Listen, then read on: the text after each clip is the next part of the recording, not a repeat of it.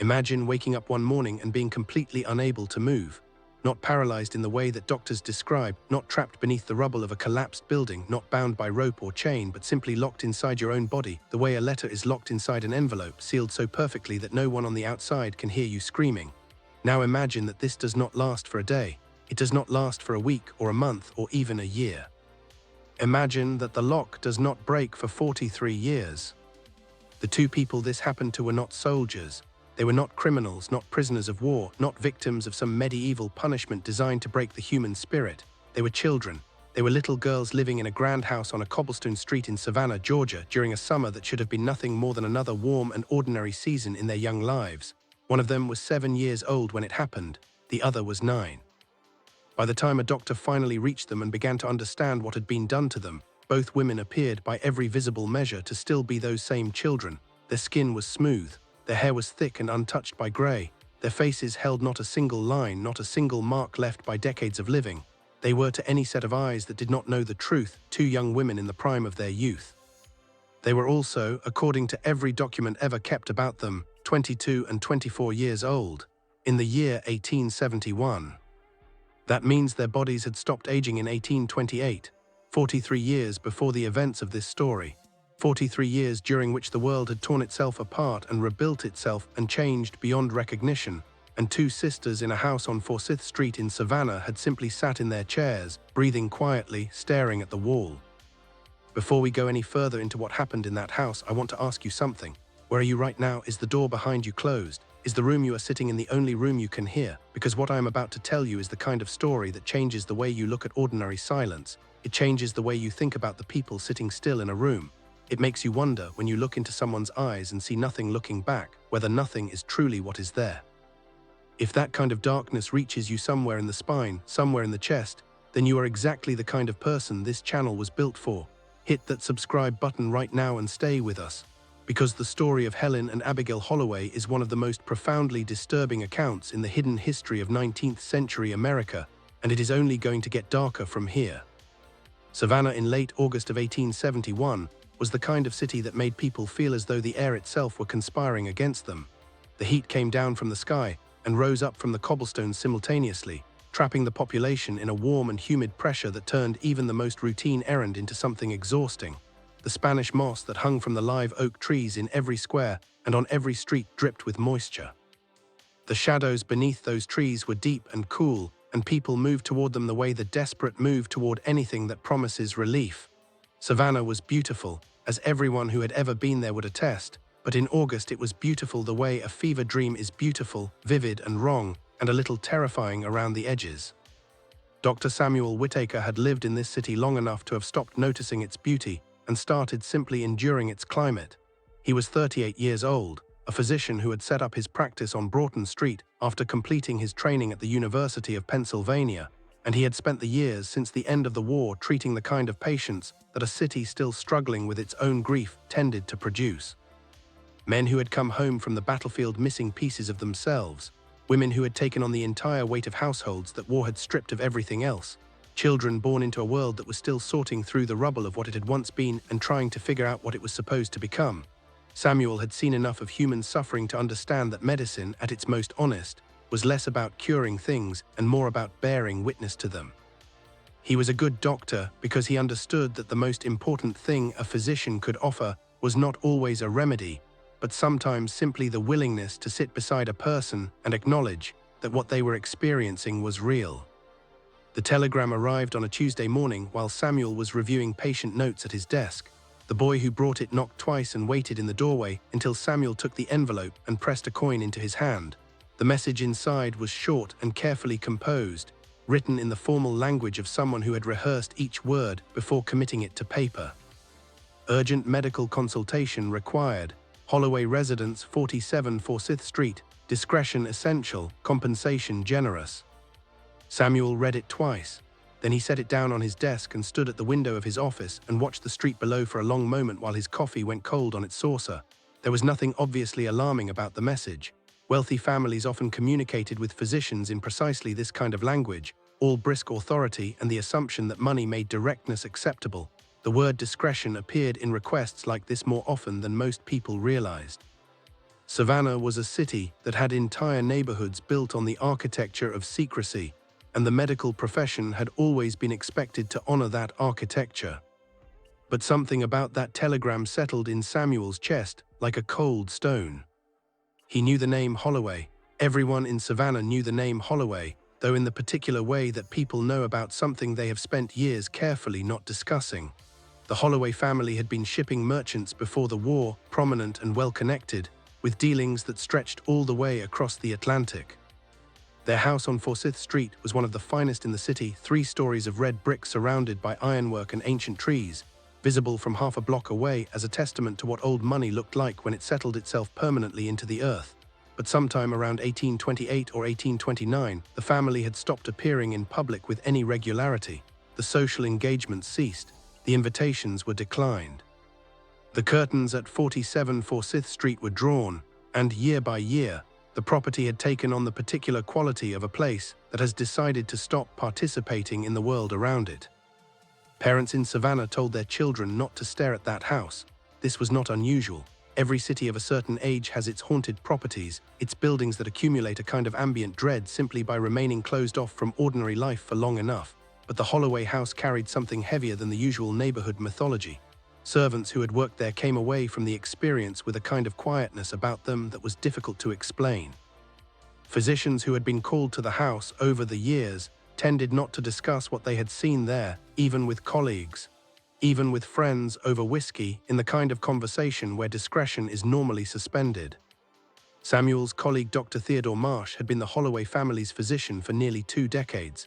He had died 3 months prior, suddenly and without obvious explanation, in the same week that the Holloway household had gone even quieter than usual. Samuel remembered a conversation he had once had with Theodore at the Chatham Club, one of those late evenings when the hour and the whiskey had conspired to make honesty feel safer than it actually was. Theodore had been staring into his glass for a long time before he spoke. "Some cases stay with you," Theodore had said, "not because you cannot solve them, because they change the problem itself. They change what you understand a problem to be." Samuel had asked him what he meant. "The Holloway family," Theodore had said, and then he had stopped. He had shaken his head very slowly, the way a man shakes his head when he has decided that the thing he was about to say is too large for the room he is currently in. "No, I have said too much already. Just if they ever call for you, prepare yourself. Nothing in that house is quite what it appears to be." Theodore had never spoken of it again. Standing at his window now with the telegram in his hand, Samuel understood that he was about to find out what Theodore had meant. He folded the telegram carefully, tucked it into the breast pocket of his coat, and went to get his medical bag. He arrived at the Holloway residence just as the sun was beginning its descent toward the horizon, that particular hour of a Savannah evening when the light turns the color of amber and the shadows of the oak trees stretch out long and crooked across the ground. The house was exactly as it had always appeared from the street, imposing and still and closed in on itself, the kind of building that communicated without words that it preferred not to be visited. The iron gate at the front of the property had begun to rust along its lowest rungs. The garden had not been properly tended in what appeared to be years. Ivy had climbed the eastern wall of the house all the way to the second-story windows and begun reaching for the third. The front door opened before Samuel could knock. The woman who opened it was in her middle 60s, thin and precisely erect in the way of someone who has decided that posture is the last thing standing between herself and complete collapse. She wore a grey dress buttoned all the way to her throat, which struck Samuel as remarkable given the heat, and her grey hair was pulled back with an exactness that suggested she had been arranging it this way since before Samuel was born. Her face was deeply lined, not with the ordinary lines of age, but with the particular lines that come from decades of holding one expression in place over the top of another one entirely. "Dr. Whittaker," she said, "I am Margaret Holloway. Thank you for coming promptly. Please follow me." The interior of the house was dim. The heavy curtains in every room had been drawn against the evening light, and the air inside was cooler than the air outside by several degrees, in a way that felt less like shade and more like something deliberate, as though the house had been insulating itself from more than just the sun. The furniture was old, well made, and covered in the thin layer of dust that accumulates in rooms that are cleaned by a diminished staff, regularly enough to prevent the worst of it but not frequently enough to prevent the rest. The portraits on the walls were everywhere oil paintings of serious-faced men and women in the clothing of earlier decades, and Samuel had the unshakable sensation as Margaret led him deeper into the house that the eyes in those portraits were genuinely tracking his movement. She led him through a drawing room, then a corridor, then another room that appeared to have been a library once, the shelves still full but the books untouched for so long that they had become more decoration than anything else. Then she paused at the threshold of a door at the back of the house and said, "In here, please," and stepped aside to let Samuel enter first. He stepped through the door and stopped. The room was a sitting room, and it was arranged with the particular kind of care that suggests something has been arranged and rearranged over many years until it has found its final form. There were 2 chairs positioned near the window, and in each chair sat a young woman. They were dressed with extraordinary precision, one in a pale blue gown with lace at the cuffs and collar, the other in a yellow dress of similar formality, and their hair had been arranged in a style that Samuel recognized immediately as decades out of fashion, the ribbons and pins of the 1820s rather than the 1870s. They sat perfectly upright. Their hands were folded in their laps with geometric neatness.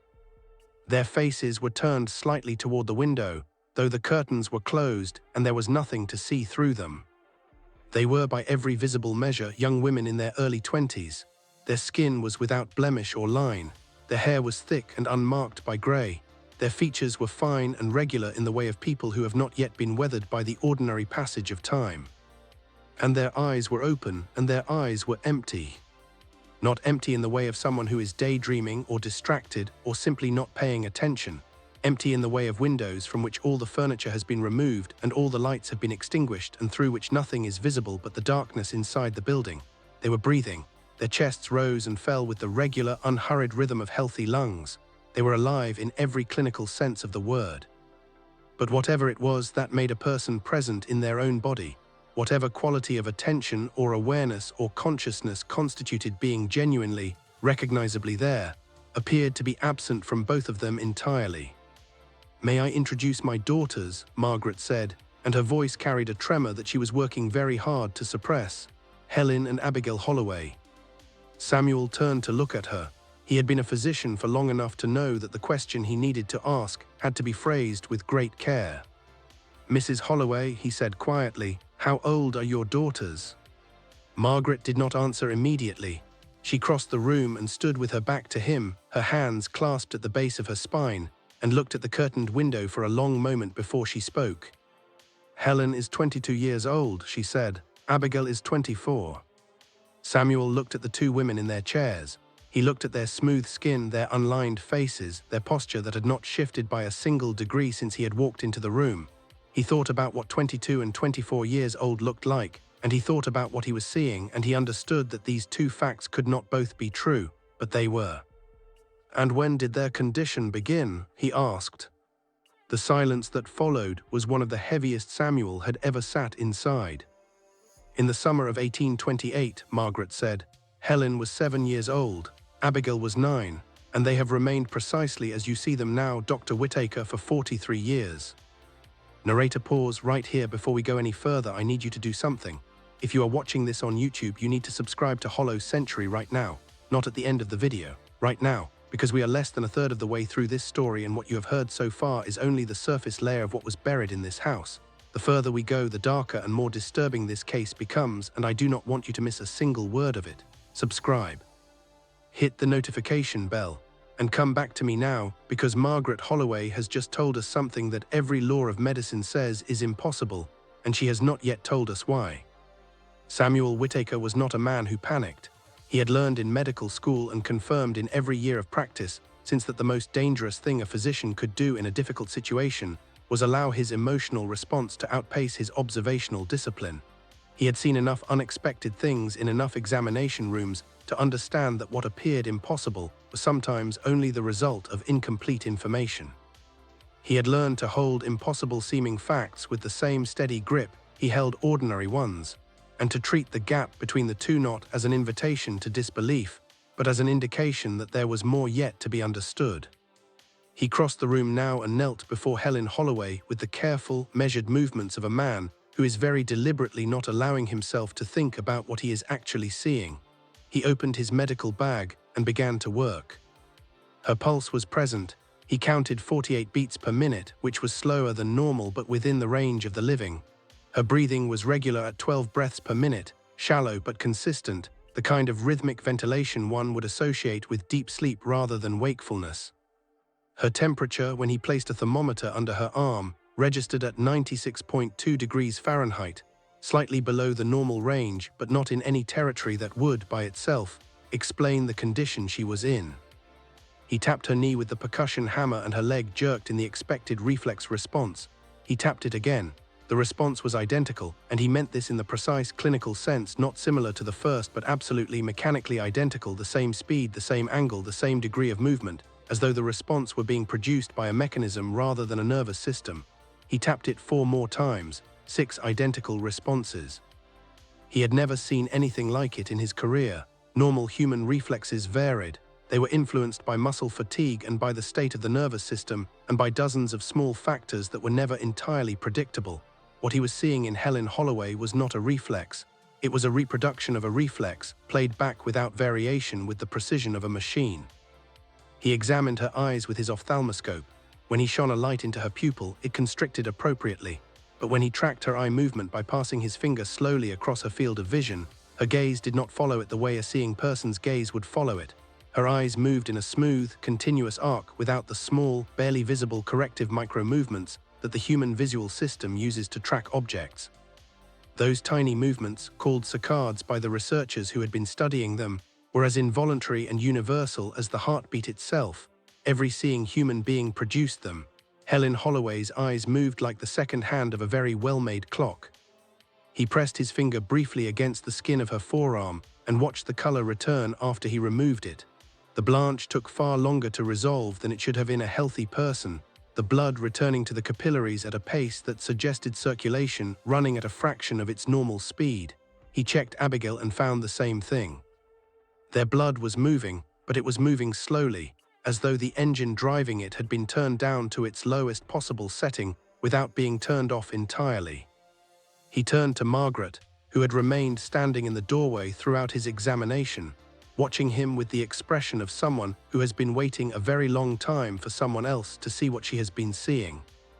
"Mrs. Holloway," Samuel said, "how do they eat? How are their basic physical needs managed?" "We feed them 3 times a day," Margaret said. "They will chew and swallow if food is placed in their mouths, but they show no indication of hunger or thirst and make no attempt to feed themselves. For everything else we assist them. Bathing, dressing, everything. They have never performed a single independent physical action since the condition began." Samuel looked at both sisters again. He thought about what their bodies represented, what the combination of findings he had just recorded added up to. Circulation reduced but present, metabolic rate dramatically lowered but functioning, no tissue necrosis, no organ failure, no physical deterioration of any visible kind, no aging. "Their bodies are operating at a reduced metabolic rate," he said aloud, partly for Margaret's benefit and partly for his own. "Whatever process governs their physical development and physical aging appears to have been, for lack of a better word, suspended. They are neither growing nor declining. They are in a state that has no precedent in anything I have ever studied or observed." He stood up slowly and looked at Margaret directly.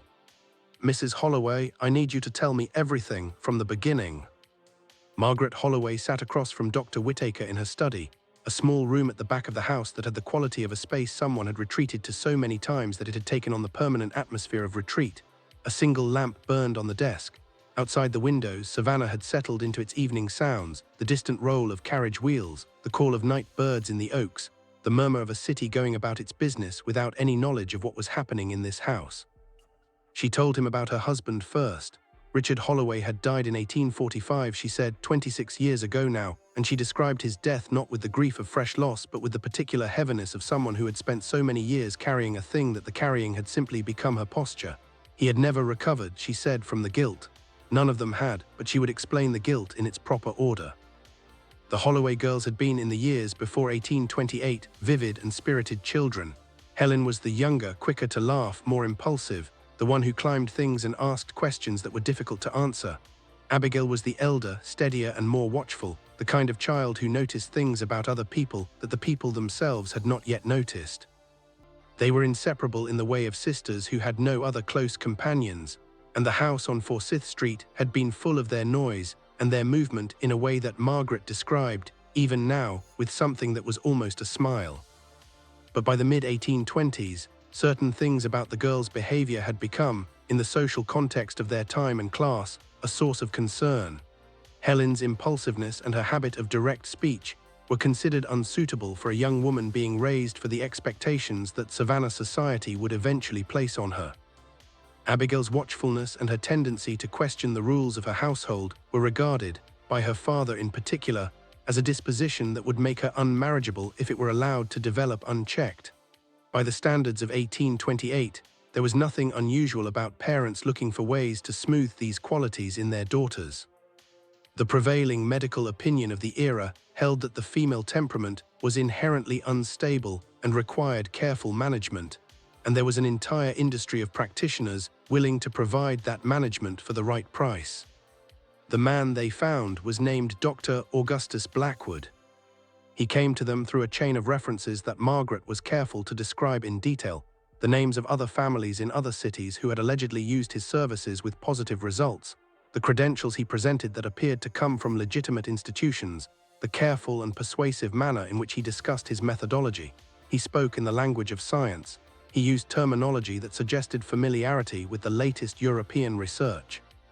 He told Richard and Margaret Holloway that he had developed a method of neurological reformation, a course of treatment combining carefully formulated pharmaceutical compounds with a period of intensive physiological intervention that would gently and permanently rebalance the nervous system of young women displaying the kind of emotional and behavioral excess that their daughters exhibited.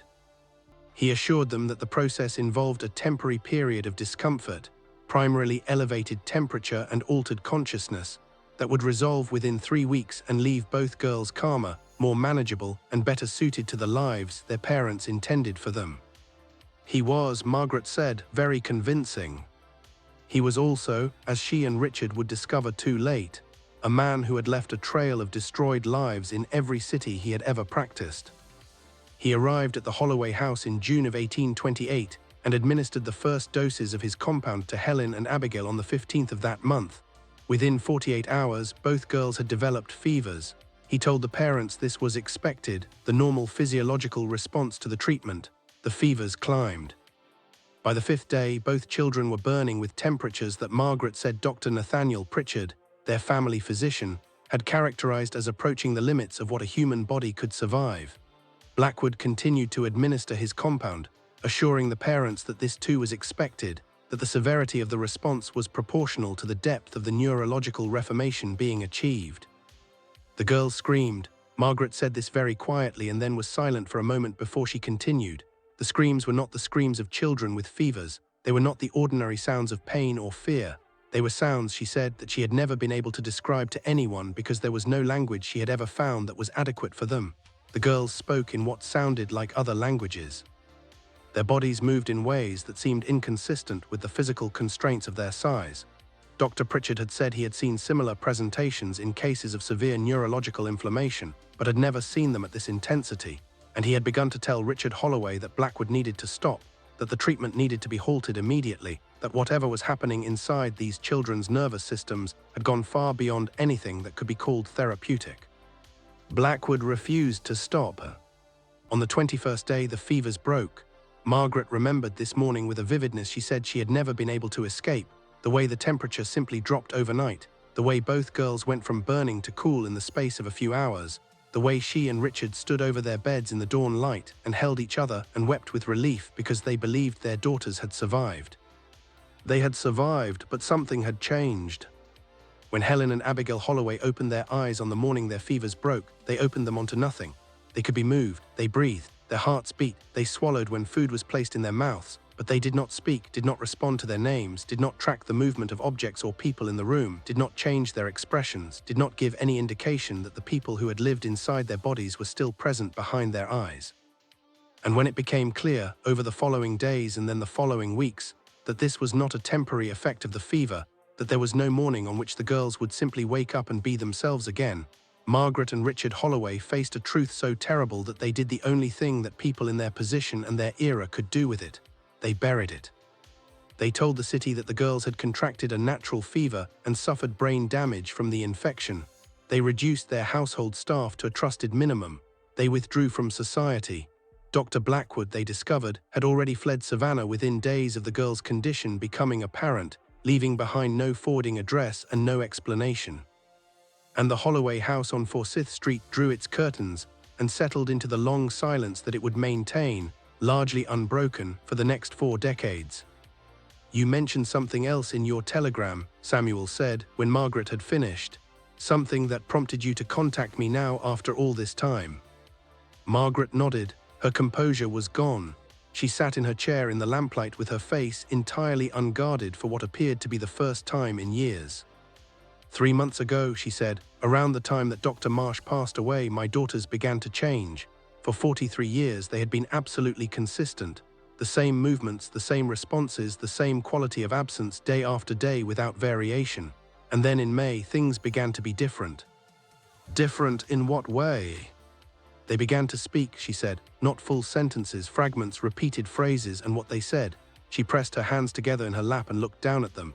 "Yesterday morning, Helen whispered something while I was arranging her hair. She said, 'The ice hurts, Mama, the ice hurts.' We bathed them in ice water during the fever, Dr. Whittaker. We were trying to bring down their temperatures.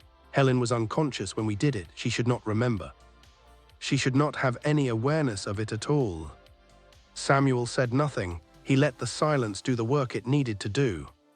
"And 2 weeks ago," Margaret said, her voice dropping to barely above a whisper, "Abigail looked at me. She turned her head and looked directly at me, and her eyes were focused. Not vacant, focused. She looked at me the way she used to look at me before the summer of 1828 when she was 9 years old and entirely herself. And she said, 'We are still in there, Mama. We are still in there and we cannot wake up.'" Samuel sat with this information for a long time before he said anything. He was a physician, and his mind went immediately to the clinical implications of what Margaret was telling him. If the Holloway sisters had been conscious throughout the 43 years of their condition, conscious and aware and unable to communicate or control their own bodies, then what he was sitting in the presence of was not a medical mystery. It was a human catastrophe of a magnitude that he did not have adequate language for. Consciousness had been present. Awareness had been present. Every word spoken in that house for 4 decades, every conversation, every decision, every moment of the ordinary and extraordinary life that had continued around them while they sat in their chairs, had been received and processed and understood by 2 women who had no mechanism by which to respond, to protest, to comfort, or to call for help. He thought about what that meant. He forced himself to think about it clearly, the way a doctor has to think about difficult things clearly. He thought about what a 7-year-old child's experience of consciousness was like, the way the mind of a child was alive to sensation and meaning in every moment, and he thought about that consciousness being sealed inside a body that would not respond to it, and he thought about that condition not breaking for a week or a month, but for 43 years. And he sat in the lamplight in Margaret Holloway's study and understood that there was no medical vocabulary adequate for the scale of what had happened to these 2 people. "I need to see Dr. Marsh's records," he said, "all of them." Margaret retrieved the journals from a locked cabinet. There were 17 of them, ranging from 1833 when Theodore Marsh had taken over the girl's care as a young physician fresh from his training, to 1871 when he had died, and Samuel read through them for the rest of the night and into the early hours of the following morning while Margaret kept watch in the chair across the desk from him. Marsh's early journals were written in the clinical, measured prose of a young physician determined to approach an impossible case with scientific rigor. He documented everything with methodical thoroughness. He described the sisters' physical condition in extraordinary detail, noting the same anomalies Samuel had observed during his own examination: the reduced metabolic rate, the mechanical precision of their reflexes, the absence of normal aging. He recorded the results of every test he could devise. He consulted discreetly with colleagues in other cities, describing the case in sufficiently abstracted terms to protect the family's privacy while seeking any insight that might help him understand what he was dealing with. The responses he received ranged from skeptical to bewildered. No one had seen anything like it. No one had a framework for understanding it. By the 1840s, the clinical precision of Marsh's writing had begun to show cracks. There was frustration in it now, a growing acknowledgement that his scientific approach was producing data without producing understanding.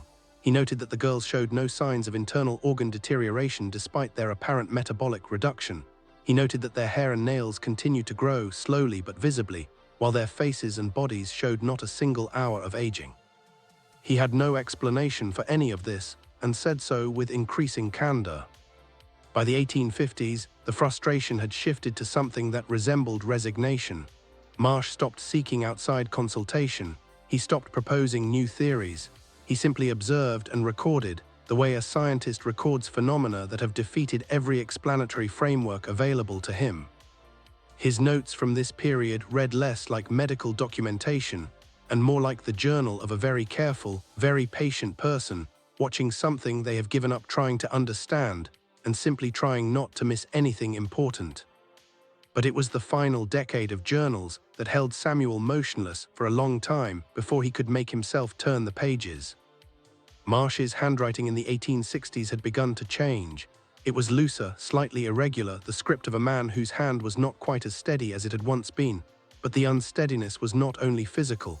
There was an emotional tremor in the writing itself, a quality of agitation held barely in check that had no precedent in any of the earlier volumes. December the 3rd, 1870. Samuel read this entry 3 times. The girls remain unchanged, but I find that I am not. I find myself spending longer and longer intervals simply watching them, searching for something I may have missed over these many years. I cannot rid myself of the conviction that they are present, not merely alive, present. Yesterday I could have sworn that Abigail's eyes followed me as I moved from the window to the door, a movement she has shown no awareness of in all the years I have been caring for her. When I positioned myself directly in her line of sight and observed her carefully, she showed the usual vacancy. I am an old man. I may be projecting the thing I have sought for so long onto the evidence in front of me, but I cannot dispel the feeling. March the 15th, 1871. Helen made a sound this morning, not a word, an exhalation, a movement of breath that had the quality of the beginning of speech. When I asked her to repeat it, nothing followed. Mrs. Holloway maintains I imagined it. Perhaps I did. Perhaps after 40 years of looking for signs of consciousness behind those eyes, my mind has begun to manufacture them. And then the final entry, May the 2nd, 1871. I cannot continue to deny what I am witnessing. They are changing. Something is shifting in the quality of their condition, in the nature of their absence. Whether this represents an awakening of their consciousness or something else entirely that I am not equipped to recognize, I cannot say. What I can say is this: if consciousness has been present throughout these 4 decades, if the thing I have long suspected is true and these women have been aware of every moment of their captivity, then we have done something to them that I have no word for, not their condition, what we have allowed their condition to be, what we have permitted to continue in the name of secrecy and shame. God forgive us all, because I cannot find it in myself to do it. Theodore Marsh had died 3 weeks after writing that entry. Samuel set the final journal down and looked across the desk at Margaret Holloway. She had fallen asleep in her chair, her head tilted against its back, her face in sleep stripped of the decades of carefully maintained composure that had held it in place while she was awake. She looked, Samuel thought, like a woman who had been carrying something very heavy for a very long time and had only just been able to put it down. He looked at the closed door of the study, beyond which the sisters sat in their chairs in the sitting room, breathing quietly, staring at the dark wall behind the curtains, and he made a decision. Narrator pause. We are halfway through this story and I have to stop here for a moment and ask you something directly. Are you still with me? Because what comes next is where this case stops being a medical mystery and becomes something else. Something that implicates every person in that house, including the 2 women sitting in those chairs. If you have not yet subscribed to Hollow Century, I am asking you to do that right now. And if you are watching this late at night in a quiet room with the lights turned low, I want you to know that what I am about to describe is the reason that this story was hidden for more than 80 years before it was ever made public. It was hidden because the truth of it is not just disturbing. It is the kind of truth that makes you reconsider everything you think you know about what it means to be a person. Stay with me. Samuel worked through the following day and the day after that, carrying out the most methodical examination he had ever conducted in his professional life. He converted the room adjacent to the sisters' sitting room into a proper examination space, using the equipment from his medical bag, supplemented by materials Margaret found in the locked cabinet where Marsh had kept his supplies. He kept detailed notes of everything he observed, working with the kind of slow, deliberate thoroughness that the situation demanded. He tested their responses to heat, cold, pressure, and sound. They responded to each, but always in the same mechanically precise fashion, the same slight drawing back from a cold instrument pressed against the skin, the same faint tightening of the muscles in response to sharp sound, each response identical to the last time he had produced it, as though their nervous systems had found a single response for each category of stimulus and locked it in place permanently. He tested their visual tracking more carefully. He had brought a small mirror from Margaret's dressing room, and when he positioned it in front of Helen's face at an angle that would have reflected his own image, her eyes did not move toward it. When he placed his hand in her peripheral vision and moved it slowly toward the center of her visual field, her eyes remained forward. And yet when he stood very still directly in front of her and looked into her eyes with full attention, he had the unmistakable and profoundly unsettling sensation that she was looking back. Not through him, not past him, but at him, with intention. He reviewed Dr. Marsh's documentation of a particularly careful test that Marsh had conducted in 1858, in which he had spoken directly to the sisters for an extended period, describing everything he was doing and asking them questions, and had then remained entirely still and silent for 30 consecutive minutes while observing both women for any response, any variation in their condition, any sign of awareness. He had recorded nothing. But in a marginal note added to that entry at a later date, in the shakier handwriting of his final years, Marsh had added 4 words, "I may have been wrong." On the third morning, Samuel made his decision. He positioned himself directly in front of Helen, kneeling so that his eyes were level with hers, and he spoke to her with the steady deliberateness of someone who has decided that whether or not anyone is listening, the thing needs to be said. "Helen," he said, "my name is Dr. Samuel Whittaker. I believe that you can hear me and understand what I am saying to you. I want you to know that I understand how long you have been waiting for someone to say that to you. If you can hear me, I am asking you to do something very simple. I am asking you to blink twice." He waited. The room was entirely silent except for the distant sound of a carriage passing in the street outside. 20 seconds passed.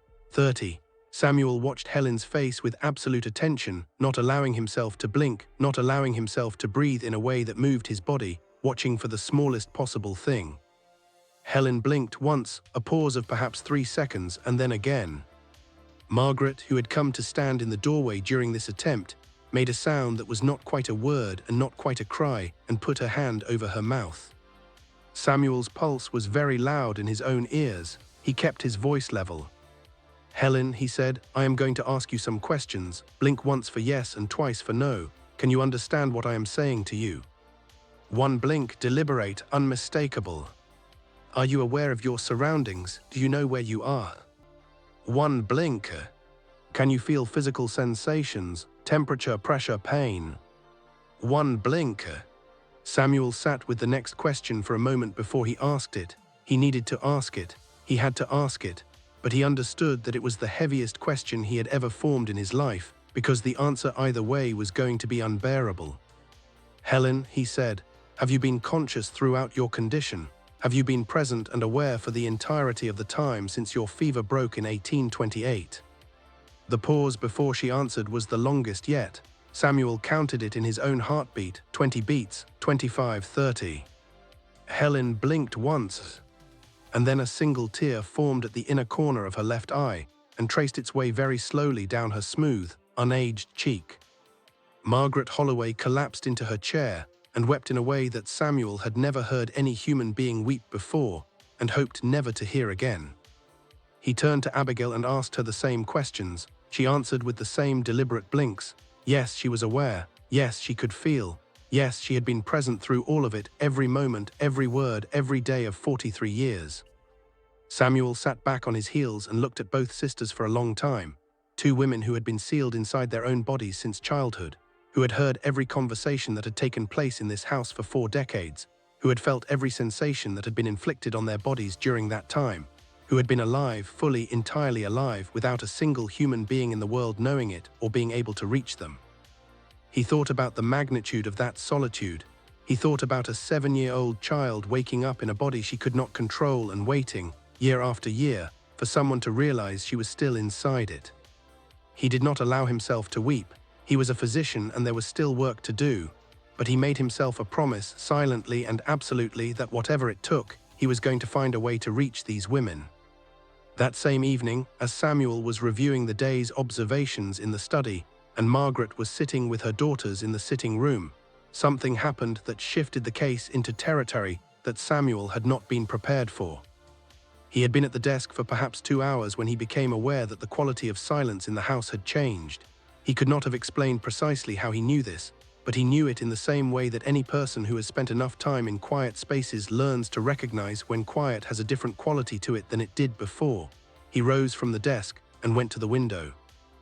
The Holloway garden at night was a landscape of shadows and silhouettes, the overgrown hedges and untended flower beds reduced to shapes by moonlight. The iron fence along the property's perimeter was a straight dark line interrupted at intervals by the vertical bars of the gate. Samuel stood at the window and looked out at this scene for a moment before he saw it. At the far edge of the property, just at the point where the fence met the gate, there was a man.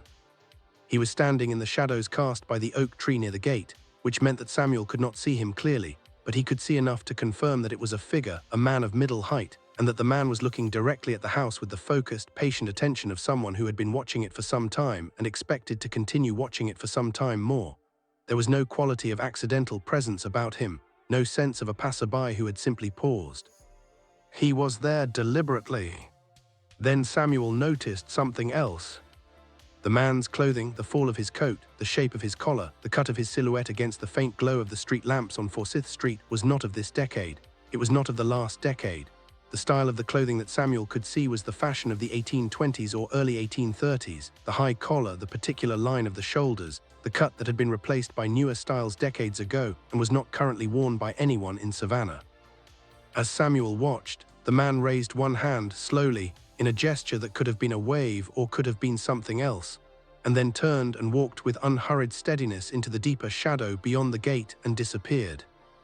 Samuel returned to the sitting room and found Margaret reading aloud to her daughters from a book of verse, the way he had observed her do each evening, the low, steady voice she used as she read carrying something that was both devotion and desperation in its equal parts. He noticed, as he entered the room, that both Helen and Abigail had turned their heads toward the window that faced the garden. It was the most coordinated movement he had seen from either of them that was not a reflex response to a direct stimulus. They were looking at the window, and what Samuel understood, though he could not have said precisely how he understood it, was that they had been aware of the figure outside before he had seen it. Perhaps before it had even been visible to a person who was not locked inside a sensory apparatus 43 years, more sensitized to the presence of that particular individual than any ordinary observer could be. Samuel asked Margaret who else had ever had access to the house, who else knew about her daughter's condition, whether anyone outside the immediate family and their physicians had ever been told what happened in 1828. Margaret said no one, absolutely no one. Then she asked him why he was asking, and he described what he had seen outside. The color went out of her face in a way that Samuel had not seen happen to a person's complexion in quite that way before. "That is not possible," she said. "I saw him clearly enough to describe his clothing," Samuel said. "The clothing was not contemporary." Margaret looked at the window for a long time. "Dr. Blackwood," she said, "when we brought him here in 1828, he was a man of perhaps 45 years of age, perhaps 50. If he is still alive, he would be in his late 80s now." "If he is still alive," Samuel said, "and has been watching this house." "Or," Margaret said and stopped. "Or," Samuel said, completing the thought they had both reached at the same moment, "if he was not only watching it, if he administered his compound to himself as well, if the same process that arrested the aging in your daughters has been, by his own deliberate application, at work in his own body for 43 years as well. If the man I saw at the gate tonight is not an old man in his 80s, but a man who still appears to be in his mid-60s, because the same thing that happened to your daughters happened to him, by his own design." The silence after this was complete. Both Helen and Abigail were looking at the window. Samuel's examination of the house was not complete. He had asked Margaret on his second day to allow him access to the attic, on the reasonable grounds that a thorough investigation of the environment in which the sisters had lived required some understanding of the full property. Margaret had been reluctant, saying that the attic contained nothing relevant, only old furniture and the accumulated belongings of the years. Samuel had pressed until she agreed. He went up 3 days after first arriving at the house, on the morning after seeing the figure at the gate, climbing the narrow stairs with a lantern in hand into the stifling, low-ceilinged space above the 3rd floor. The smell was the smell of old wood and old paper, of things stored for a long time in a space that never quite dried out. Trunks lined the walls, their brass fittings dull with oxidation. Furniture that had been moved up here and never moved back stood in arrangements that suggested the person who had put them here had been moving quickly. Boxes of books, crates whose contents Samuel could only guess at, the accumulated physical history of a family that had been wealthy and then withdrawn and then slowly reduced. He was near the eastern wall when he noticed the floor. A section of boards near the wall, perhaps 4 feet by 3 feet, had a quality that was subtly different from the boards around them. They were a slightly different shade. Their nails were less corroded by the years of moisture in the air up here. When Samuel pressed his fingers along the edges of these boards, he found that they fitted into their position with the precision of something that had been placed rather than installed, inserted into the space rather than nailed into it permanently in the first place. He worked the boards loose one by one and set them aside. Beneath them, nestled in the space between the attic floor and the ceiling of the room below, was a metal strongbox, approximately the size of a large ledger, locked with a mechanism that had corroded substantially over the years. Samuel carried it downstairs.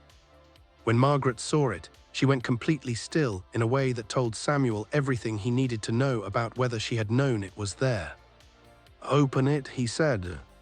She produced a key from a chain around her neck, a thin key that had been hanging there, Samuel now realized, beneath the collar of every dress she had worn since he arrived, perhaps for years before that. The lock resisted for a moment and then yielded with the sound of metal that has not been asked to move in a very long time. Inside the strongbox were 3 categories of document. There were letters, a bundle of them tied with cord that had partially rotted, correspondence on good paper in a formal hand. There were newspaper clippings, yellowed and fragile, that crumbled slightly at the edges when Samuel handled them. And there was a leather-bound notebook smaller than the journals Marsh had kept, written in a different hand altogether. Samuel spread everything across the table in the study and began to read. The letters were an exchange between Richard Holloway and Dr. Augustus Blackwood, dated between January and June of 1828. The earliest ones were from Richard, inquiring about Blackwood's methods with a combination of interest and the careful skepticism of a man who wants very much to believe in something, but has enough intelligence to know that wanting is not the same as knowing. Blackwood's replies were measured and assured, full of the precise language of someone who has made a practice of convincing people who ask intelligent questions, full of references to European research and clinical observation, and the careful vocabulary of a man who understands that the family he is addressing is educated enough to be swayed by scientific language, and not educated enough in that specific field to identify when the scientific language is being used to obscure rather than to illuminate. The later letters were different. As the treatment progressed into June and the girl's fevers climbed, Richard's letters became urgent and then desperate, asking Blackwood to explain what was happening, demanding that the treatment be stopped, begging in the final letter, with the unguarded anguish of a father watching his children destroyed by something he had invited into his house, for Blackwood to do something, anything, to undo what had been done. There was no response letter to the final one. Blackwood had already been gone from Savannah before Richard could have sent it. The newspaper clippings told part of the rest of the story.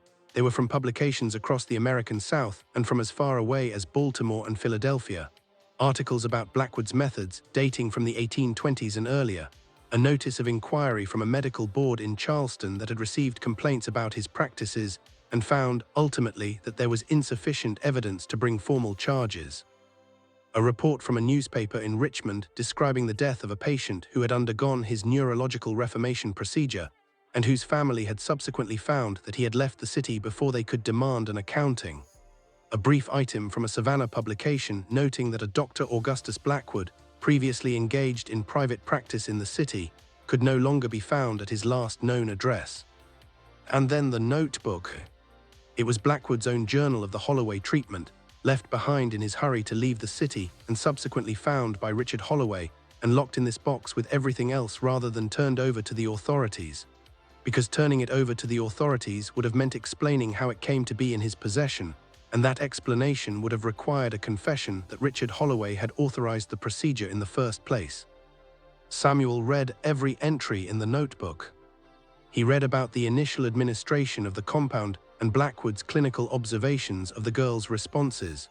He read about the escalating fevers and Blackwood's increasingly strained attempts to describe them as expected and controlled rather than what they actually were, which was a system in catastrophic failure. He read the entry from June the 20th in which Blackwood recorded that subjects' temperatures were exceeding safe thresholds and that he was attempting stabilization. And he read the entry from June the 28th in which Blackwood noted, with what struck Samuel as a particular and revealing choice of language, that neural patterns were showing abnormal organization, and that physical responses suggested fundamental alteration of biological processes. And then he read the entry from July the 7th. He read it twice, then put it down, then picked it up and read it a third time.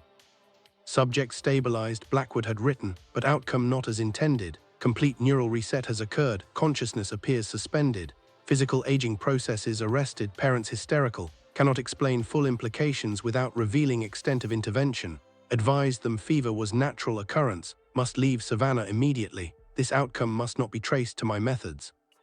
Samuel set the notebook down on the table with extraordinary care, the way one sets down something that is both fragile and potentially dangerous. He looked at Margaret across the table. "He told you it was a natural fever," Samuel said. "Yes, sir." "He administered a compound to your daughters that he knew that he had designed to alter their neurological function. He administered it deliberately, progressively, in the face of clear evidence that it was producing an unintended catastrophic outcome, and he continued to administer it because stopping at that stage might have killed them and might have exposed his methods. And when the outcome was not what he had intended, he told you it was a fever and left the city." "Yes, sir." "And you found this notebook afterward and concealed it." A long pause. "Yes," Margaret said, "because if I had given it to the authorities, everything would have come out. What he had done to them, yes, but also what Richard and I had done. We had brought him into this house. We had paid him to alter our daughters' minds and personalities because we considered them insufficiently manageable. We had given a man with that history access to our children. Whatever Blackwood did to them, we were the ones who had opened the door." Narrator pause, stop. "I need you to stop here for a moment with me, because we are at the part of this story where the question shifts. Up until now, the horror in this case has been Dr. Augustus Blackwood, his compound, his experiment, his crime. But Margaret Holloway has just told us something that complicates that, and I need you to sit with the complication for a moment before we go on. This is exactly the kind of history that Hollow Century exists to bring you. The history that does not resolve cleanly into heroes and villains. The history that shows you how people who believe they are acting in their children's best interests can participate in something monstrous. If this is the kind of darkness you want to understand, subscribe to this channel right now.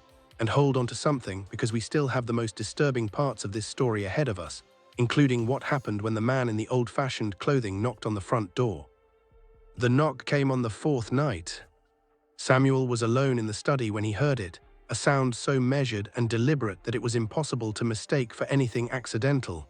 3 knocks, evenly spaced, with the patience of someone who was entirely certain they would be answered. He was on his feet before the third knock had finished echoing through the entrance hall. He was halfway to the front door when he heard Margaret call out from the sitting room in a voice that carried genuine alarm. He changed direction and found her standing in the center of the room with both hands pressed flat against her sternum, looking at her daughters with an expression that Samuel had not seen on her face before. Both Helen and Abigail had risen from their chairs. They were standing, upright, unsupported, on their own feet for the first time in 43 years. Their movements were unsteady, the movements of limbs that have been still for an extraordinarily long time, being asked to perform a function that the muscles remember only distantly. But they were standing, and they were moving toward the front door with a purposefulness that was unmistakable. Samuel moved ahead of them into the entrance hall. The knock came again, more deliberate this time, and with it a voice. The voice was cultured and measured, and carried the careful enunciation of a man who had been educated in an era when elocution was considered a virtue as significant as morality. It carried, too, the particular quality of a voice that has been used for a very long time, that has accumulated the weight of years in the way that good furniture accumulates a patina, recognizable as something old and well used, even when you cannot say precisely how you know it. "Mrs. Holloway," the voice said, "I know you are inside. I know a physician has been attending your daughters. I know you have found my journal. I think it is time that we speak directly after so many years. I mean no harm to anyone in that house. I have never meant harm. I want you to understand that before you decide whether to open this door." Samuel opened the door. The man who stood on the doorstep of the Holloway house in the lamplight of that Savannah evening appeared to be in his middle 60s. His hair was grey at the temples, and his face carried the lines of a man who had spent a great deal of time outdoors and a great deal of time in thought. He was wearing modern clothing, correctly fitted and unremarkable, which struck Samuel as notable given that the figure he had seen at the gate 3 nights earlier had been in the fashion of the 1820s, as though Blackwood had decided that approaching the house directly required a different presentation than watching it from the shadows. His eyes were old. They were old in the way that the rest of him was not, old in the way that the eyes of a person who has lived through a very great deal of time are old when the rest of their face has not kept pace with the accumulation. They were the eyes of a man in his late 80s or beyond, looking out from the face of a man in his 60s, and Samuel knew before the man said another word exactly who he was. "Dr. Augustus Blackwood," Samuel said. "Dr. Whittaker," the man replied, and his tone carried something that was almost respect. "You are more thorough than Dr. Marsh ever managed to be. Theodore preferred, I think, the comfort of incomplete understanding to the discomfort of full knowledge. I found it frustrating. You, I have found more encouraging." "You have been watching this house," Samuel said. "For a very long time," Blackwood agreed. "Not continuously, not always from the same distance, but yes, I have been watching. The outcome of my work here was not what I intended, Dr. Whittaker. That is a truth I have lived with for 43 years. I think the least I owe to the people inside this house is the honesty to say that without qualification." "You experimented on children," Samuel said. "You destroyed their ability to live in their own bodies. You administered a compound without proper understanding of its effects, watched it produce catastrophic results, and then fled the city and told the family their daughter's condition was caused by a natural fever." "Yes," Blackwood said. He did not flinch. He did not offer any of the qualifications that Samuel had expected. "All of that is accurate. I am not here to deny any of it." Helen and Abigail had reached the entrance hall now, moving slowly and unsteadily but with unmistakable direction. When Blackwood's eyes fell on them, something shifted in his face that Samuel could not quite categorize. It was not guilt exactly, though guilt was part of it. It was not pride, though that was present too, in a way that Samuel found profoundly disturbing. It was something more complex than either, the expression of a man looking at something he created, something that horrified and fascinated him in equal measure, something that represented both his greatest crime and what he clearly still considered his greatest scientific achievement. "My subjects," Blackwood said very quietly, "after all this time, you are beginning to wake." They moved into the sitting room, all of them in the awkward and charged configuration of people who have been brought together by circumstances that none of them fully chose. Margaret came to stand beside her daughters. Samuel positioned himself between Blackwood and the rest of the room. Blackwood took the chair nearest the door without being offered it, which suggested either confidence or calculation, and Samuel suspected it was both. Blackwood explained without being asked what the compound had been. He had developed it over nearly a decade, he said, drawing on European research into neurological function and on his own observations of patients in whom he had identified what he called anomalous regulatory responses, which Samuel understood to mean people whose nervous systems exhibited unusual sensitivity to chemical intervention. His goal had been to develop a compound that could modulate the emotional and behavioral centers of the brain, reducing what he characterized as dysregulation, which Samuel understood to mean personality traits that people like Richard Holloway found inconvenient in their children. He had tested it on 6 patients before the Holloway girls. 4 of them had improved, he said, in the ways he had intended. The 5th had developed a persistent cognitive impairment that had not fully resolved. The 6th had died. He had not disclosed these outcomes to the Holloway family when he presented his credentials. He had miscalculated the dosage for children, he said. The compound behaved differently in juvenile nervous systems than in adult ones, in ways he had not anticipated because all his previous subjects had been adults. The fever that resulted was not a therapeutic effect but a catastrophic neurological event, one that had produced, quite unintentionally, an outcome for which he had had no existing framework of understanding. "The neural reset, as I called it in my journal," Blackwood said, "was not something I had produced before. What happened to Helen and Abigail was an unprecedented result of an unprecedented interaction between my compound and the neurological architecture of the developing brain. The aging suppression, the metabolic reduction, the locked motor function, none of these were intended effects. They were emergent properties of a catastrophic event that my compound triggered and could not stop." "And the consciousness?" Samuel asked. "Their awareness, did you know when you left this house that they might be conscious inside their condition?" Blackwood was quiet for a moment. "I suspected," he said.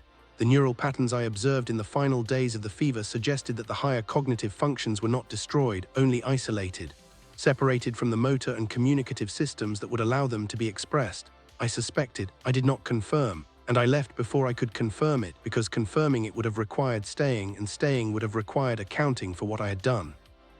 You suspected that you had left 2 children conscious and imprisoned in their own bodies, Margaret said, and her voice was not the voice of a woman who had spent 40 years maintaining composure. It was the voice of a woman who had exhausted her composure entirely and was speaking now from the thing underneath it. And you left anyway. I did, Blackwood said. Then why are you here now? Samuel asked. Blackwood reached into his coat and produced a small glass vial. The liquid inside it was amber, dark enough to be almost brown, catching the lamplight in a way that suggested it had density and weight beyond what its small volume should have produced. He set it on the table between them. Because they are dying, he said. The silence in the room changed quality. The suspended state was never designed to be permanent, Blackwood said. It is a locked system, and locked systems under long-term stress develop instabilities. What you have been observing over the past 3 months, the vocalization, the returning motor function, the apparent breakthrough of conscious communication, these are not signs of recovery. They are signs of systemic breakdown. The mechanism that has held their condition in place for 43 years is failing. And when it fails completely, their bodies will attempt to compensate for 4 decades of arrested aging in a compressed period of time. The physiological shock of 70-odd years of aging occurring over a span of months will be unsurvivable. He looked at them steadily. The compound in that vial is a refined version of the original formulation. I have had 43 years to understand what I did, to study the long-term effects through my observations of your daughters, and to develop a modification that can stabilize the breakdown under controlled conditions. It will not reverse everything. It will not restore them to the condition they would have been in if none of this had ever happened, but it will prevent the catastrophic age acceleration. It will allow their nervous systems to reconnect with their motor functions in a gradual and manageable way. It will give them back their voices and their movement, and it will allow them to age normally from this point forward for whatever time they have remaining. Samuel studied the vial for a long time without touching it. Why should we believe any claim you make, he said, after everything you have just told us? You should not simply believe me, Blackwood said. You should have every reason to doubt me and to verify my claims by every means available to you, but consider what you have observed clinically: the increasing instability, the breakthrough communication, the returning motor function. Does the breakdown I am describing align with what you have seen? It did. Samuel had been forming this conclusion himself for 2 days. The increasing responsiveness was not the normal pattern of medical recovery. It was more like the pattern of a structure beginning to give way, individual parts moving not because the system had healed, but because the constraints that had been holding them in place were no longer fully intact. There is something else you should know, Blackwood said. He looked down at his hands on the table. They were, Samuel noticed, not entirely steady. The same compound that produced their condition has been applied to my own biology for 35 years. I developed it in a modified form and administered it to myself after leaving Savannah. My reasoning at the time was scientific. I wanted to observe the long-term effects from the inside, in a controlled subject, which is a characterization of my own self-experimentation that I recognize now has the quality of a justification rather than a reason. The truth is that I was afraid of growing old with the knowledge of what I had done. I wanted more time to find a solution. He paused. The same instability that is developing in your daughters is developing in me. The difference is that I am prepared for it. I have known for some time that it was coming. I am telling you this not to ask for your sympathy, but because it explains why I am here now after so long. I am here because I am running out of time to offer a correction, and because whatever accounting I owe to the people in this room, I would rather make it before I no longer can. Samuel looked at Helen. She was watching Blackwood, not through him, not past him, but at him, with the full, direct, unmistakable attention of a consciousness that had been waiting for this moment for 43 years and was not prepared to miss a single detail of it. Then she looked at Samuel, and she blinked once. Samuel understood. "Give them the compound," he said. Blackwood administered the treatment that evening, dividing the amber compound into 2 carefully measured portions, and explaining to Samuel at each step exactly what the modification to the original formulation was intended to do. Samuel monitored the sisters' vital signs throughout, noting every change, refusing to allow any part of the process to proceed without his direct observation and approval. It was the most peculiar collaboration of his professional life. working alongside the man who had committed the crime while attempting to repair its consequences, and he held his judgment of Blackwood in careful suspension for the duration of it, because what was needed in that room at that moment was not his anger but his medicine. Blackwood had been honest about one thing without qualification: the process would take time. For the first several hours, nothing appeared to change. The sisters sat in their chairs in the same configuration they had maintained throughout Samuel's time in the house, breathing with the same regulated rhythm, their expressions holding the same quality of careful blankness that had covered them for 4 decades. Samuel checked their pulses at 15-minute intervals and noted small but consistent changes in the rate, a very gradual increase from the 48 beats per minute he had recorded on his first examination, moving toward a rate that was closer to the normal range. Their temperatures rose a fraction of a degree, then another fraction. Their capillary refill time when he pressed and released the skin of their forearms became incrementally faster with each check. Blackwood sat in the chair across the room and watched them and wrote in his journal and said nothing. Margaret sat between her daughters and held their hands and spoke to them in a low, continuous voice, not structured sentences but a kind of murmured presence, the voice of a mother filling a silence that had been too long unoccupied by anything human. She told them about the garden in spring, how the wisteria on the east wall came in every year without fail regardless of who tended it. She told them about the books she had read them during the years of their silence, every poem and novel and piece of natural history she had worked through in the evenings when she sat beside their chairs and talked to them because she had never been able to fully convince herself that they could not hear. She told them she was sorry.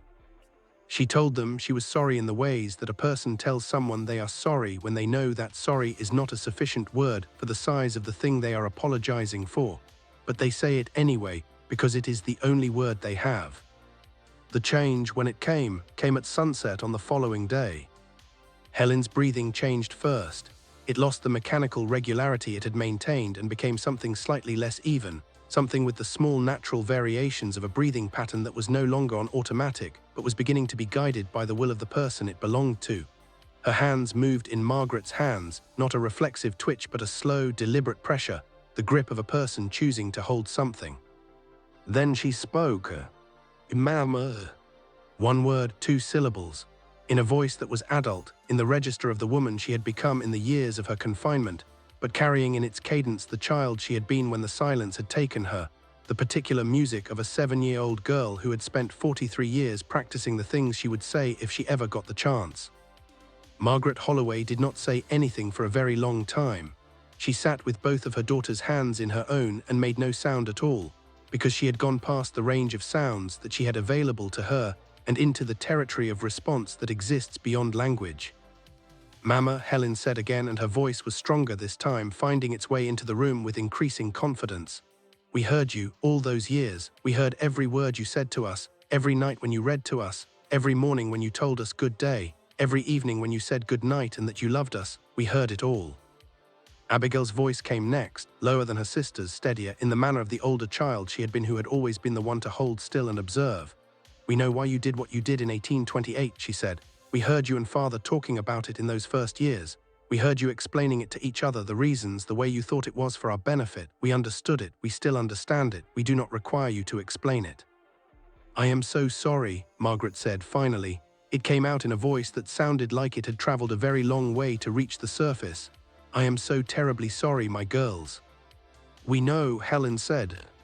Samuel sat in the corner of the room and was as invisible as a physician can make himself when a family is doing something that does not require him. He kept watching their vital signs. He kept making notes, but mostly he sat with the recognition of what he was witnessing, which was not a medical event. It was something that did not have a clinical category. It was the return of 2 people from a place they should never have been sent to, and it was being witnessed by the mother who had, however inadvertently, sent them there. And it was happening in a room in a house in Savannah, Georgia, in the fall of 1871, and no one outside of those walls knew it was occurring. Blackwood rose quietly from his chair at some point during the hours that followed and moved to stand at the window with his back to the room, looking out at the dark garden. Samuel watched him and could not read the shape of his back clearly enough to know what was happening in his face. He did not turn around again for a long time.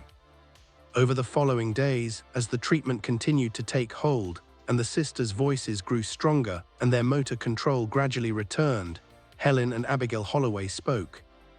They spoke at length, as people speak who have been prevented from speaking for an extraordinarily long time, with an urgency that had been building for decades, and now found release in sentences that came quickly and without the self-censoring quality of normal conversation, because people who have been silent for 43 years do not waste their words on anything other than what matters. They described what it had been like. They did this carefully, measuring out the details the way one measures out something that has been kept under pressure for a long time and must be released gradually to prevent damage. In the beginning, Helen said they had believed it was temporary. The fever had been followed by a strangeness, a quality of disconnection from their bodies that felt in the earliest days like the lingering confusion of serious illness. They had expected it to resolve. They had waited for their hands to obey them, for their voices to return, for the ordinary mechanisms of selfhood to reassert themselves as the effects of the fever faded. That expectation had sustained them through the first weeks. When it became clear that the weeks were not going to resolve into recovery, the expectation had shifted. They had told themselves months. When the months accumulated into years, they had reorganized themselves around a different kind of waiting, one that did not have a defined endpoint but maintained itself on the residual hope that there was an endpoint somewhere in the distance, even if it could not yet be seen.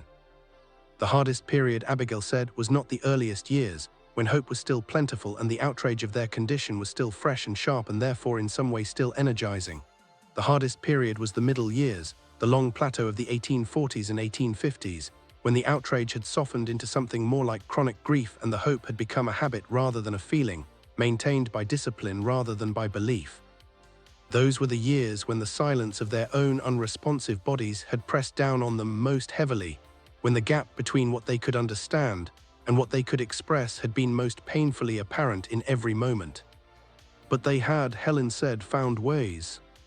They had developed a shared interior world, not through communication but through the simple fact of shared experience, because everything that happened in and around them happened to both of them simultaneously, and knowing that what you were experiencing was also being experienced by another person, even a person you could not speak to or reach out to or look at with intention, was not nothing. It was, Helen said, the thing that had made the difference in the middle years when everything else had been most reduced. They had learned to observe with extraordinary precision. They had learned to gather everything available to them from the sounds and movements and speech of the people around them, and to construct from that gathering a detailed and continuous understanding of the world they were sitting in the middle of but could not touch. They knew every person who had come through this house in 40 years. They knew the stories of every servant, every delivery person, every neighbor who had occasionally ventured to the gate. They knew everything Theodore Marsh had thought and felt and questioned over his decades of attendance on them, knew it more intimately than he had known it himself, because they had been listening to him think out loud since before he had any reason to believe anyone was listening. They knew about Dr. Blackwood. They had known his name and his role in their condition since the day in 1833 or 1834 when Richard Holloway had come into the sitting room late at night, when he had believed both his daughters and his wife were beyond awareness, and had sat between their chairs and spoken to them in the way a man speaks when he has run out of other recipients for the truth. He had told them what Blackwood had done. He had told them about the journal he had found and the letters and the box hidden in the attic. He had told them that he should have gone to the authorities and had not, and why. He had wept in a way that was not the weeping of grief for someone else, but the weeping of a man confronting the worst version of himself, and both his daughters had heard every sound of it. They did not blame their parents, Abigail said. This statement was not offered as a comfort or a forgiveness in the ceremonial sense. It was offered as a piece of information, precise and considered, the product of 43 years of examination of the question. Their parents had made choices that had produced catastrophic outcomes for both of them, but the choices had come from within a framework of assumptions and social structures that defined what a good parent was supposed to do with children who were considered difficult, and the catastrophe had not been intended, and the grief it had produced in their parents had been genuine and lifelong and devastating. None of this made what had happened acceptable, Abigail said. It simply made it true in the way that complicated things are true, which was not cleanly and not completely, and not in a way that admitted simple judgment. Samuel listened to all of this and wrote almost none of it down. Some things were not meant for medical documentation. Some things were simply meant to be witnessed. Blackwood remained in the house for 6 days. He spent most of the time monitoring the sisters' response to the treatment, adjusting the timing of subsequent doses based on their vital signs, and talking to Samuel in the evenings when the rest of the household had gone to bed. These conversations were the strangest of Samuel's life professional exchanges that operated simultaneously as interrogations, as confessions, as the testimony of a man conducting a very late reckoning with himself before an audience of one. On the fifth evening, Blackwood told Samuel that he expected to be dead within the year. He said it with the matter-of-fact quality of someone who has had a long time to arrive at acceptance, which Samuel supposed was accurate, since Blackwood had known for several years that the instability he had discussed was developing in his own biology as well as in the sisters'. He said the process would be in the final stages, rapid, which was to say that when the compensatory aging came for him it would come quickly, as it would have come for Helen and Abigail without intervention, and it would be painful and there was nothing to be done about that. He asked Samuel directly whether he intended to report his crimes to the appropriate authorities. Samuel told him he had been considering exactly that question since the first night he had read Blackwood's journal. "I think," Samuel said carefully, "that the answer depends on what reporting your crimes would actually accomplish. You are by your own account within months of dying. A prosecution would produce a public account of these events. That account would expose Helen and Abigail Holloway to a level of scrutiny and public attention that would transform whatever time they have remaining into something much less than what they have earned. It would make them subjects. It would make their story a spectacle. It would make the suffering they have endured the property of every newspaper in the country." "Yes," Blackwood said, "it would. And so reporting you may not serve justice in any way that actually benefits the people you harmed. That is a more honest assessment of the situation than most people in your position would be willing to articulate," Blackwood said. "I am not offering it as a compliment," Samuel said. "I am offering it as the thing I am actually grappling with. I have not yet decided what I will do." Blackwood nodded. He produced from inside his coat a second, larger notebook, considerably thicker than the one Samuel had found in the attic, and placed it on the desk between them. "These are my complete records," he said. "The full documentation of the compound, its formulation, its application, the 43 years of observation I have conducted through this window, and through the occasional medical intelligence I was able to gather from Theodore Marsh's associates. They represent everything I know about what was done to your patients and everything I understand about why it was done and how it operated. What you do with them is your decision. I will not instruct you to destroy them or preserve them. I will only say that if a future in which medicine understands the nervous system more completely than we do is a future in which this documentation could help rather than harm, then perhaps the knowledge in these pages has some value independent of the crimes that produced it. That judgment is not mine to make." He left the following morning before the house was fully awake.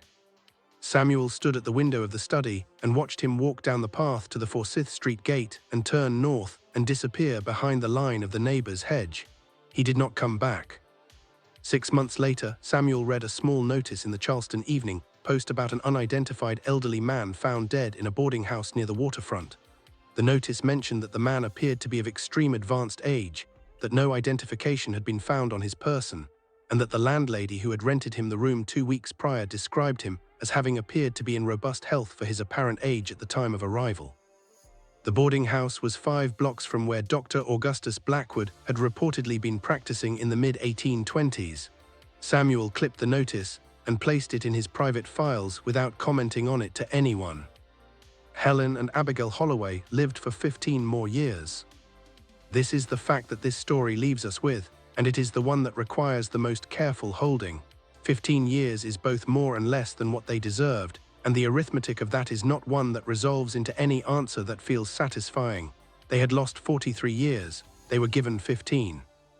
Whether those 15 years can be said to compensate for anything is a question that neither sister was ever reported to have engaged with directly, perhaps because they had spent 43 years inside a body they could not control, and had emerged from that experience with the very specific understanding that the time you have is the time you have, and that attempting to measure it against the time you did not have is a use of time that they were not inclined to make. They were given in those 15 years the ordinary experiences of living.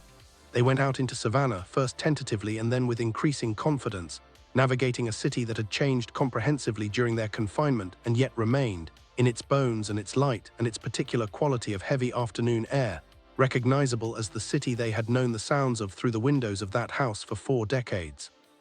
They attended theatrical performances, which they had known only through Margaret's descriptions and which they found in person to be considerably more vivid than any description had conveyed. They read voraciously, working through the literature and history and science of the decades they had missed in the systematic and hungry way of people making up for lost time at a rate they know is insufficient, but refuse to be discouraged by.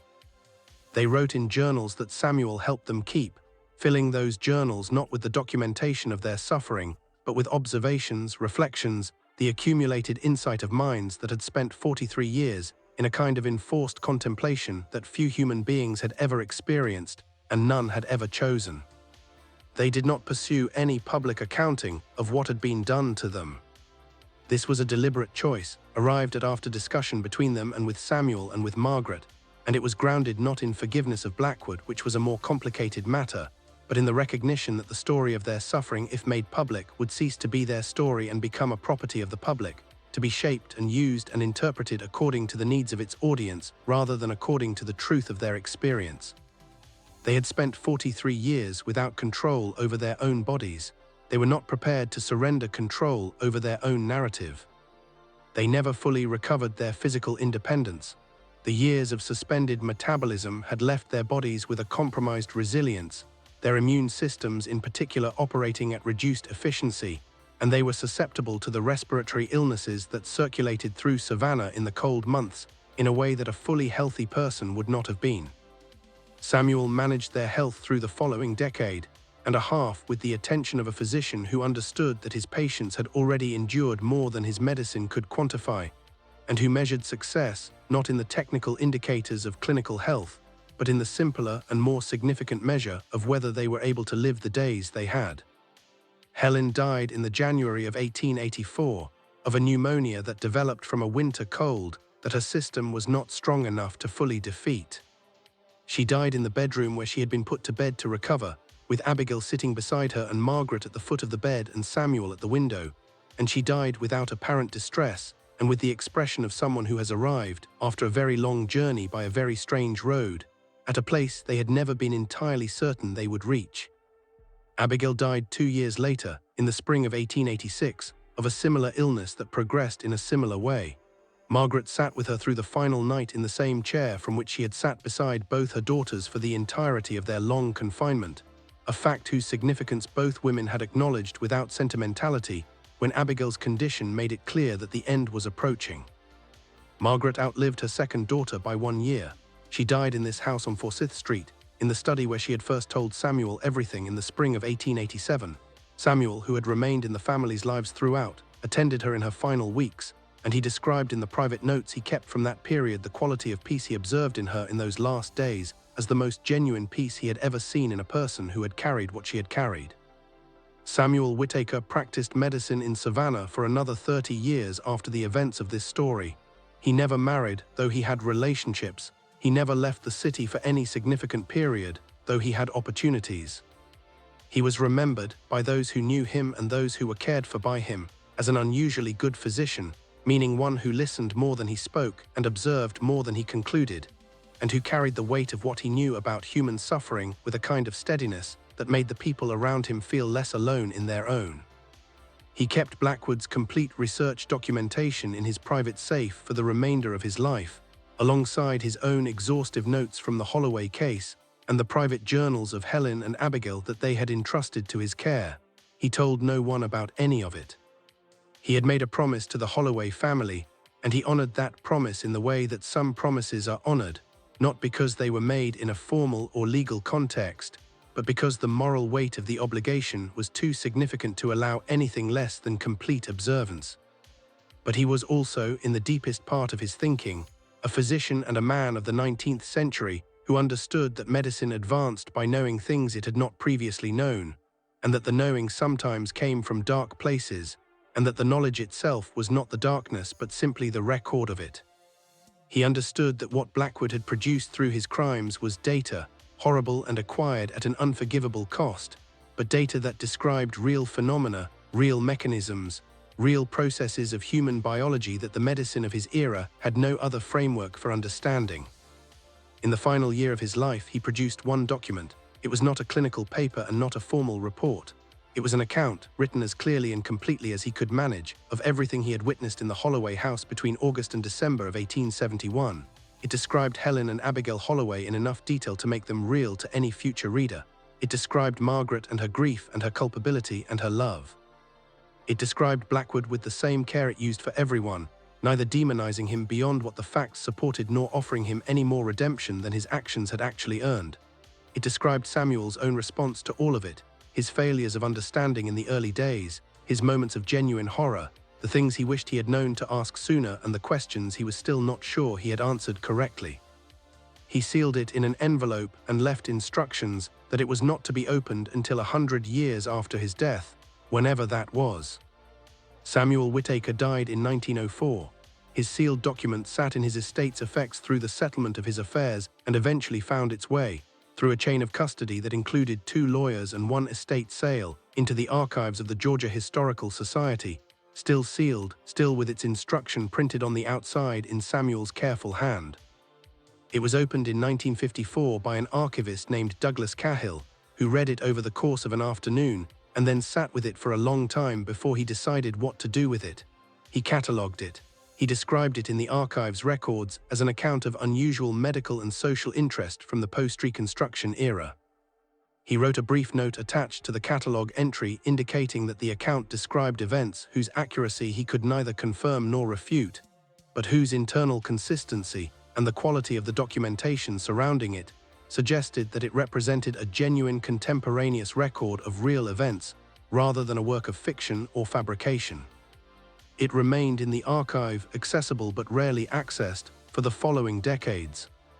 The Holloway house still stands at 47 Forsyth Street in Savannah, Georgia. The red brick exterior has been cleaned and restored. The overgrown garden has been landscaped into something neat and presentable. The wrought iron fence no longer shows the rust that Samuel noted when he first walked through the gate. The property has been converted into office space, and the people who work there during the day are largely unaware of the history of the building they are working in. What they are aware of, some of them, are the sounds. The reports are not unanimous and not consistent, and are easily explained, by anyone who wants to explain them, as the normal acoustic behavior of an old building in a city full of old buildings, settling and expanding and contracting with temperature changes in the way that buildings do when they are made of materials that have been around long enough to develop a relationship with the local climate. These are reasonable explanations. They are probably correct.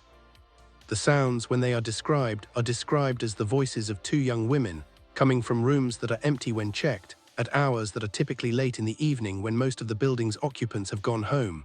The voices are not frightening by any account. They are not distressed or unhappy or even particularly dramatic. They are the voices of 2 people having a conversation, the kind of easy, familiar, unguarded conversation of people who have known each other all their lives and have run out of reasons to be formal with each other. Sometimes, it is said, there is laughter. Whether these sounds are anything other than acoustics and imagination, no one can say with certainty.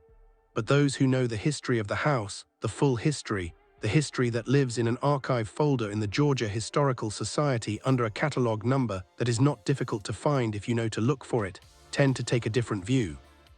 They tend to think, when they hear those sounds, that what they are hearing is simply the sound of 2 women who spent 43 years unable to speak, and who were given 15 years in which they were able to, and who are spending whatever comes after those 15 years doing the thing they had to wait the longest for. Talking to each other freely without the lock, without the silence, without the prison of their own bodies, which held them for 4 decades and then, in the end, let them go. The case of the Holloway sisters is a story about many things. It is about the particular cruelties of a medical culture that treated the personalities of women and girls as pathologies to be corrected rather than aspects of full humanity to be honored. It is about the willingness of families to authorize violence against their own children when that violence is dressed in the vocabulary of care and improvement. It is about the way that shame functions as a cover for ongoing harm, the way that the decision to protect a secret almost always means continuing to protect the wrong it conceals, at the expense of the people the wrong was done to. It is about what happens to human consciousness when it is forced to endure what no consciousness should be asked to endure, and about the remarkable, stubborn, undefeatable quality of the self that persists through conditions designed to eliminate it. But perhaps above all, it is a story about hearing, about the difference between the presence of sound and the act of listening, about how many people in that house spoke into that sitting room over the course of 43 years, and how many of them were saying the right things, and how none of them had yet understood that the most important thing they could say was not for the comfort of the person saying it, but for the person sitting in the chair who could hear every word and could not say a word back. The Holloway sisters heard everything. And when they finally had their voices, they used them to say, "We know, we understand, we are still here." That is the most extraordinary sentence in this entire story. Not the compound, not the frozen aging, not the figure at the gate in the old-fashioned clothes, not the confrontation with Blackwood or the amber vial or the medical impossibility of two women in their 60s who looked as though they were 24. The most extraordinary thing in this entire case is the sentence that Abigail Holloway spoke to her mother in May of 1871, through a mechanism that neither of them fully understood and that frightened them both. "We are still in there, Mama. We are still in there and we cannot wake up." The impossible had already happened. What Helen and Abigail needed was not someone who could solve the impossible. They needed someone who would listen to it. Dr. Samuel Whitaker listened. This is Hollow Century. We come to the places where the forgotten darkness lives, and we sit with it until we understand what it is made of.